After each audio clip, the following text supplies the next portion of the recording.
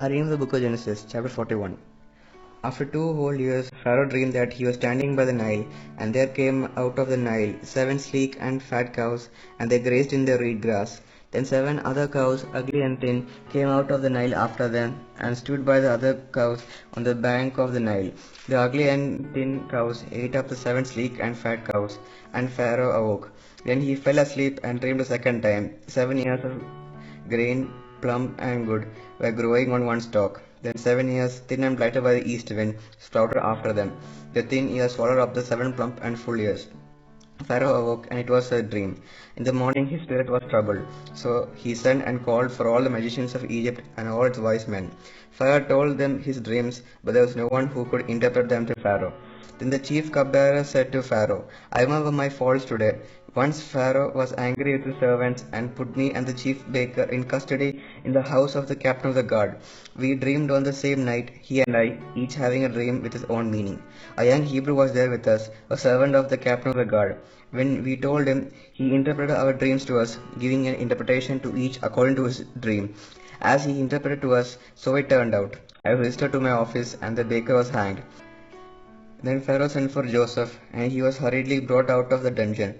When he had shaved himself and changed his clothes, he came in before Pharaoh, and Pharaoh said to Joseph, I have had a dream, and there is no one who can interpret it.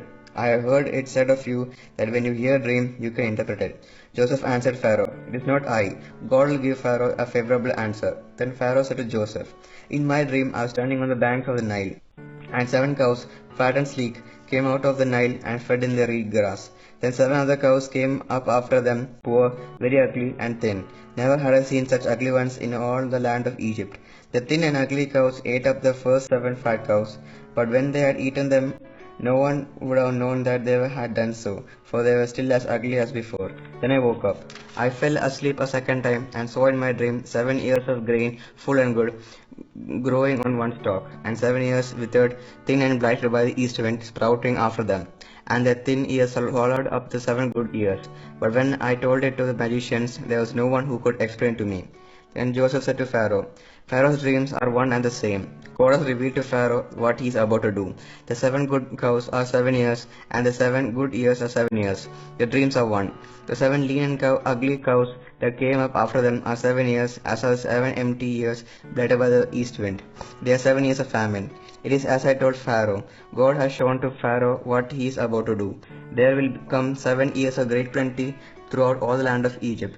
After them there will arise 7 years of famine, and all the plenty will be forgotten in the land of Egypt. The famine will consume the land. The plenty will no longer be known in the land because of the famine that will follow, for it will be very grievous. And the doubling of Pharaoh's dream means that the thing is fixed by God, and God will shortly bring it about. Now therefore let Pharaoh select a man who is discerning and wise, and set him over the land of Egypt. Let Pharaoh proceed to anoint overseers over the land, and take 1/5 of the produce of the land of Egypt during the 7 plenteous years. Let them gather all the fruit of these good years that are coming, and lay up grain under the authority of Pharaoh for food in the cities, and let them keep it. That food shall be a reserve for the land against the 7 years of famine that are to befall the land of Egypt, so that the land may not perish through the famine. The proposal pleased Pharaoh and all his servants. Pharaoh said to his servants, Can we find someone else like this, one in whom is the Spirit of God? So Pharaoh said to Joseph, Since God has shown you all this, there is no one so discerning and wise as you.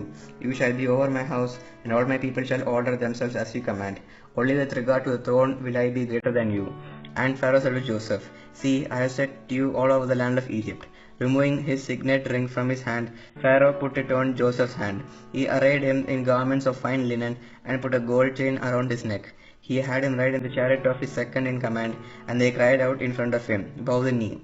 Thus he set him all over the land of Egypt. Moreover, Pharaoh said to Joseph, I am Pharaoh, and without your consent no one shall lift up hand or foot in all the land of Egypt. Pharaoh gave Joseph the name Zaphenath-paneah, and he gave him Asenath, daughter of Potiphar, priest of On, as his wife.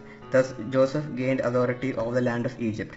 Joseph was 30 years old when he entered the service of Pharaoh, king of Egypt. And Joseph went out from the presence of Pharaoh and went through all the land of Egypt. During 7 plenteous years, the earth produced abundantly. He gathered up all the food of 7 years when there was plenty in the land of Egypt and stored up food in the cities. He stored up in every city the food from the fields around it.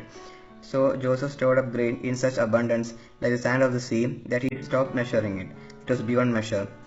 Before the years of famine came, Joseph had 2 sons, whom Asenath, daughter of Potiphar, priest of On, bore to him.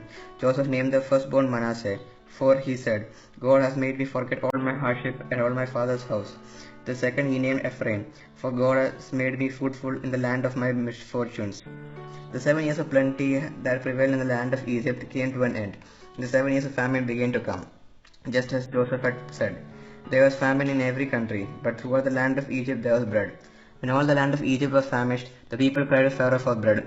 Pharaoh said to all the Egyptians, Go to Joseph. What he says to you, do. And since the famine had spread all over the land, Joseph opened all the storehouses and sold to the Egyptians, for the famine was severe in the land of Egypt. Moreover, all the world came to Joseph in Egypt to buy grain, because the famine became severe throughout the world.